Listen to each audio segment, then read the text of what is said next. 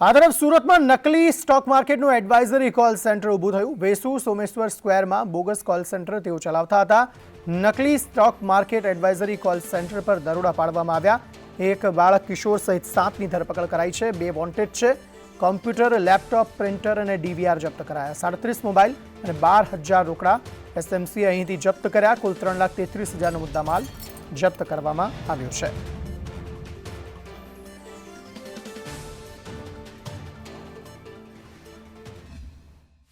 સુરત શહેરના વેસુમાંથી નકલી stock market ઝડપાયું છે। આ વખતે સ્થાનિક પોલીસ ઉમટી ઝડપાય છે અને કહેવાય કે એસએમસી રેડ કર્યું છે। સ્ટેટ મોનિટરિંગ સેલે આ કોમ્પ્લેક્સમાં રેડ કરી હતી, જ્યાં આગળ મોટી માત્રામાં જે ટ્રેડિંગ થતું હતું। 1 વર્ષથી આ ચાલી રહ્યું હતું, પરંતુ સ્થાનિક પોલીસ છે તેમને કેમ ખબર નહીં પડી તે પણ એક મહત્વનો સવાલ ઉભો થયો છે। પોલીસે 7 લોકોને અત્યારે જે કહેવાય કે એરેસ્ટ કર્યા છે અને તેમની પૂછપરછ કરવામાં આવી છે કે તેનો મુખ્ય સૂત્રધાર કોણ છે અને કઈ રીતના આ જે કહેવાય કે સ્ટોક માર્કેટના અંદર જે કહેવાય કે કોલ સેન્ટર ચાલતું હતું અને લોકોને ઠગવામાં આવતા હતા। હાલ તો તમામ મામલે જે સ્ટેટ મોનિટરિંગ સેલે છે તે રેડ કરીને આ તમામ લોકોને પકડી પાડ્યા છે અને જે 2 ઇસમો છે તેને પોલીસ ચોપડે વોન્ટેડ બતાવીને વધુ તપાસ હાથ ધરી છે। કેમેરા પર્સન ભૂષણ ચૌધરી સાથે મનીષ પરમાર, સંદેશ ન્યૂઝ, સુરત।